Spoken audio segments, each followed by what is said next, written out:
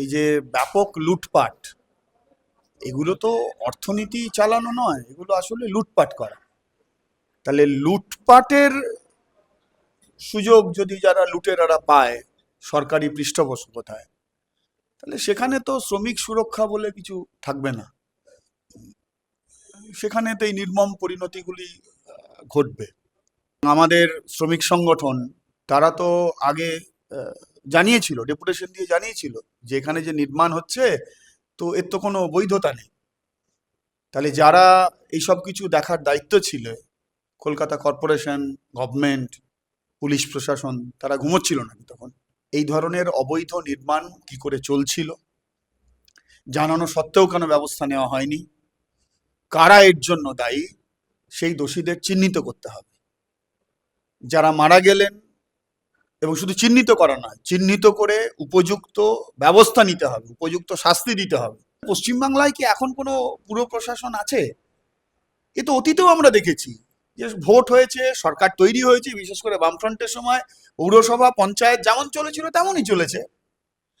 15 বছরের তৃণমূলের জামানায় এসে আমরা দেখলাম যে রাজ্য সরকার পরিবর্তন করা মানে দল ভাঙিয়ে, হুমকি দিয়ে পৌরসভা, পঞ্চায়েতগুলোকে দখল করা। সমাজে বিদ্বেষ, বিভাজন, ঘৃণার একটা পরিবেশ তৈরি করে শ্রমজীবী খেটে খাওয়া মানুষ তাদেরকে জাতের নামে, ধর্মের নামে ভাগ করে দেওয়া, হিন্দুত্ব রাজনীতির একটা ল্যাবরেটরিতে পরিণত করা হয়েছে। যে হিন্দুত্ব কর্পোরেটের শাসন ভারতবর্ষের এই মোদি জামানায় 12 বছরে এবং বিজেপি শাসিত রাজ্যগুলোতে যা চলছে, সেইটা হওয়া মানে কর্পোরেট এবং হিন্দুত্ববাদীদের পৌষমাস আর শ্রমজীবী মানুষের সর্বনাশ। তারাতলায় গুদাম বিপর্যয়, সেখানে গুদাম ভেঙে পড়েছে। অন্তত যা জানা গিয়েছিল 50 থেকে 60 জন শ্রমিক সেখানে তলায় চাপা পড়ে গেছেন। এখনো পর্যন্ত প্রায় 16 জনের উপর মৃত্যু হয়েছে, অনেকে চিকিৎসাধীন অবস্থায় রয়েছে। শ্রমিকদের সুরক্ষা কি কমছে? গোটা দেশ জুড়েই একাধিক জায়গায় শ্রমিকের সুরক্ষা নিয়ে প্রশ্ন উঠছে। আমাদের সঙ্গে এই মুহূর্তে রয়েছেন সিআইটিউ নেতৃত্ব আভাস রায়চৌধুরী। আমরা আভাসদার থেকে সরাসরি জেনে নেব এই পরিস্থিতি কেন। আমরা দেখেছিলাম নাজিরাবাদের ঘটনা। এই ভোটের আগেই একটি মোমো কারখানায় সেখানে আগুন লাগে এবং বাইরে থেকে তালা বন্ধ ছিল। আজকের কয়েকদিন আগে এই তারাতলার ঘটনা, আমরা শুধু তাই নয়, আমরা বিভিন্ন জায়গায় দেখছি একই মানে শ্রমিকদের ওপর যে আক্রমণ, শ্রমিকদের যে সুরক্ষার প্রশ্ন, বিভিন্ন সেগুলোর উপর আঘাত আসছে। এই প্রসঙ্গে কি বলবি? দেখো, তুমি যদি বড় ক্ষেত্রে দেখো, আম, তাহলে পরে এই যে ব্যাপক লুটপাট, এগুলো তো অর্থনীতি চালানো নয়, এগুলো আসলে লুটপাট করা। তাহলে লুটপাটের সুযোগ যদি যারা লুটেরারা পায় সরকারি পৃষ্ঠপোষকতায়, তাহলে সেখানে তো শ্রমিক সুরক্ষা বলে কিছু থাকবে না। সেখানে তো এই নির্মম পরিণতিগুলি ঘটবে। সে তুমি ওই মোমো কারখানার শ্রমিকদের পুড়ে মরাই বলো, আর এই তারাতলায় যে চাপা পড়ে মরে যাওয়া বলো। তো অর্থনীতিটা লুটেরা হলে এটাই স্বাভাবিক পরিণতি, কিন্তু সেই স্বাভাবিক পরিণতি ধরে নিলে তো আমাদের হবে না। তো তাহলে এই অবৈধ নির্মাণ যেটা তারাতলায় হচ্ছিল, এবং আমাদের শ্রমিক সংগঠন তারা তো আগে জানিয়েছিল, ডেপুটেশন দিয়ে জানিয়েছিল যে এখানে যে নির্মাণ হচ্ছে, তো এর তো কোনো বৈধতা নেই। তাহলে যারা এইসব কিছু দেখার দায়িত্ব ছিল, কলকাতা কর্পোরেশন, গভর্নমেন্ট, পুলিশ প্রশাসন, তারা ঘুমোচ্ছিল নাকি তখন? তাহলে এই যে এতগুলো প্রাণ চলে গেল, এতগুলো পরিবারের মানুষ তাদের প্রিয়জনকে হারালেন, এতগুলো পরিবারের রুটি রুজি প্রশ্নের সামনে পড়ে গেল, এ দায়িত্ব কে নেবে? তাহলে এই ধরনের অবৈধ নির্মাণ কি করে চলছিল, জানানো সত্ত্বেও কেন ব্যবস্থা নেওয়া হয়নি? কারা এর জন্য দায়ী, সেই দোষীদের চিহ্নিত করতে হবে। যারা মারা গেলেন, এবং শুধু চিহ্নিত করা নয়, চিহ্নিত করে উপযুক্ত ব্যবস্থা নিতে হবে, উপযুক্ত শাস্তি দিতে হবে। একটা নতুন সরকার তৈরি করে যেগুলো করার কথা নয়, সেই সমস্ত ঘটনা আমরা দেখতে পাচ্ছি। এই যে তোমার স্টেশনে হকার, রেল বস্তিতে বসবাসকারী মানুষ, বা বিভিন্ন জায়গাতে পুনর্বাসন ছাড়া যে মানে কি বলবো নির্বিচার যে উচ্ছেদগুলো চলছে, তো এটা তো এদের কাজ নয়।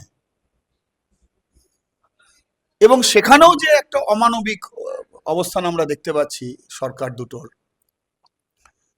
এক্ষেত্রেও তো কই এখনো পর্যন্ত আজ তো বোধহয় 3 দিন না 4 দিন, আজকে 4 দিন হয়ে গেল, কেউ কি অ্যারেস্ট হয়েছে? কেন এটা হলো তার কি কোনো ব্যবস্থা হয়েছে? দেখেছি মিডিয়াতে বোধহয় এই গভর্নমেন্ট বলেছে যে 31শে জুলাই পর্যন্ত নাকি সমস্ত যা সব প্ল্যান ট্যান ছিল সেগুলো নাকি তারা পরীক্ষা করবে। তো এতদিন কি করছিল? ভোট আসবে, ভোট যাবে, কিন্তু একটা কাঠামো তো থাকবে, সরকারি একটা কাঠামো তো থাকবে। তাহলে সেই জন্য যারা দোষী তাদেরকে চিহ্নিত করতে হবে, তাদেরকে উপযুক্ত শাস্তি দিতে হবে, শুধুমাত্র আইওয়াশ করলে হবে না। এবং যারা মারা গেল তারা তো আর ফিরে আসবে না, ফলে তাদের পরিবারগুলো যাতে ভেসে না যায় তার জন্য সরকারকে দাঁড়াতে হবে। আর এর থেকে শিক্ষা গ্রহণ করে ভবিষ্যতে সরকার, পুরসভা তাকে অবস্থান নিতে হবে। আসলে পশ্চিমবাংলায় কি এখন কোনো পুর প্রশাসন আছে? এ তো অতীতেও আমরা দেখেছি যে ভোট হয়েছে, সরকার তৈরি হয়েছে, বিশেষ করে বামফ্রন্টের সময় পৌরসভা পঞ্চায়েত যেমন চলেছিল তেমনই চলেছে। 15 বছরের তৃণমূলের জামানায় এসে আমরা দেখলাম যে রাজ্য সরকার পরিবর্তন করা মানে দল ভাঙিয়ে, হুমকি দিয়ে পৌরসভা পঞ্চায়েতগুলোকে দখল করা। এখনো সেই ঘটনাই ঘটছে, কিন্তু এখন তরিকাটা আলাদা, কায়দাটা আলাদা। ফলে ওইসব না করে ভোটে জিতেছে, সরকার চালাবে, পুর প্রশাসন আছে, সরকারি আমলারা আছে, তাদেরকে দ্রুত এই ব্যবস্থাগুলো দেখতে হবে।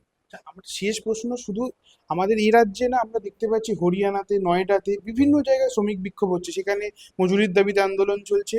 অন্যদিকে শ্রমিকদের সুরক্ষা নিরাপত্তার প্রশ্নও থাকছে। এই যে বিজেপি সরকার এখানে আসার পর থেকে তারা এই ঘটনার পর বলছে আমরা ব্যবস্থা গ্রহণ করবো, কিন্তু দীর্ঘদিন দেখেছি আমরা যে নয়ডার যে ঘটনা, সেখানে কেন্দ্রীয় সরকার নিশ্চুপ। আমরা হরিয়ানায় শ্রমিক বিক্ষোভ দেখেছি, সেখানে মজুরির দাবিতে, সেখানেও সরকার নিশ্চুপ। মানে মালিক পক্ষের সঙ্গে সরাসরি শ্রমিক সংগঠনগুলি, বামপন্থী শ্রমিক সংগঠনগুলি একদম কনফ্রন্টেশনে যাচ্ছে। এই যে পরিস্থিতি, যে নতুনভাবে যে পরিস্থিতি, এই পরিস্থিতিটাকে কিভাবে ব্যাখ্যা করবেন? দেখো, আমরা বিজেপি দল এবং বিজেপির গভর্নমেন্ট পশ্চিমবাংলাতে সবে সবে এলো, আমরা ভবিষ্যৎ দেখতে পাবো। কিন্তু 12 বছরে মোদি গভর্নমেন্টের ট্র্যাক রেকর্ড এবং ভারতবর্ষের অন্যান্য রাজ্যগুলোতে যেখানে বিজেপি সরকার চলছে তার যদি ট্র্যাক রেকর্ড দেখি, তাহলে দুটো ঘটনা ঘটছে। এক, সমাজে বিদ্বেষ, বিভাজন, ঘৃণার একটা পরিবেশ তৈরি করে শ্রমজীবী খেটে খাওয়া মানুষ তাদেরকে জাতের নামে, ধর্মের নামে ভাগ করে দেওয়া, হিন্দুত্ব রাজনীতির একটা ল্যাবরেটরিতে পরিণত করা হয়েছে। আর আরেক, যে সরকার প্রত্যক্ষ এবং পরোক্ষভাবে, পরোক্ষ না বলে প্রত্যক্ষ বলাই ভালো, বিভিন্ন কায়দার মধ্য দিয়ে রাষ্ট্রীয় সম্পত্তি, সরকারি সম্পত্তি সব ধরনের, সেটা কেমন করে কর্পোরেটের হাতে তুলে দেওয়া যায়, কর্পোরেটের লুটের জায়গায় পরিণত হয়, সেটাই তার ঘটনা ঘটে। ফলে এইটাকে আমরা এক জায়গায় জড়ো করতে পারি যে এই যে হিন্দুত্ব কর্পোরেটের শাসন ভারতবর্ষের এই মোদি জামানায় 12 বছরে এবং বিজেপি শাসিত রাজ্যগুলোতে যা চলছে, সেইটা হওয়া মানে কর্পোরেট এবং হিন্দুত্ববাদীদের পৌষমাস আর শ্রমজীবী মানুষের সর্বনাশ।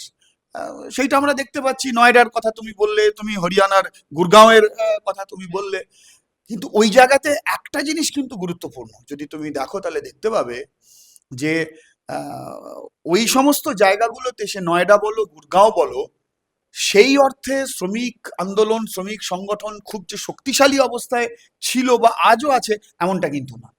এবং তুমি যদি দেখো তাহলে দীর্ঘদিন ধরে সে হরিয়ানা বা উত্তরপ্রদেশে এই যে আমি তোমায় বললাম কর্পোরেট হিন্দুত্বের যে শাসন, এ শাসন তো চলছে। এবং মানুষের মধ্যে বিদ্বেষ বিভাজনকে তৈরি করে ওরা ভোটেও জিতছে, এবং ভোটে জেতার পর জনগণের জন্য কিছু অল্প বিস্তর ছড়িয়ে দিয়ে বাকিটা কর্পোরেটের লুটের জন্য ব্যবস্থা করছে। কিন্তু অভিজ্ঞতা থেকে মানুষ কিন্তু এবার ঘুরে দাঁড়াচ্ছে। দেশে তুমি গুরগাঁও বলো, নয়ডা বলো, এমনকি রাজস্থানে পর্যন্ত গত কয়েক সপ্তাহ আগে, তাহলে শ্রমিকেরা, শ্রমজীবী মানুষ, তারা তাদের অভিজ্ঞতা থেকে তারা কিন্তু ঘুরে দাঁড়ান, তারা কিন্তু লড়াই করছে এবং এই লড়াইকে নির্মমভাবে দমন করার চেষ্টা করছে। মজুরি, কাজ, সুরক্ষা, সেই নিয়ে লড়াই হচ্ছে, সেই নিয়ে লড়াই হবে, টানাপোড়েন থাকবে, কোথাও কোথাও হয়তো ছোট মোটো সংঘর্ষও হবে। এবং সেগুলোকে দেখা, সেগুলোকে নিয়ন্ত্রণ করা, তার জন্য তো সরকারি সাধারণ আইন আছে। কিন্তু তুমি যদি দেখো, বিশেষ করে নয়ডার এই গত মাসখানেক বা মাস দেড়েক দুয়েকের মধ্যে লড়াইয়ে শ্রমিকের আন্দোলনকে দমন করার জন্য এই 12 বছরে বিজেপি সরকার যে সমস্ত দানবীয় আইনগুলোকে ওরা নতুন করে এনেছে, সেই দানবীয় আইনগুলোকে তারা প্রয়োগ করছে।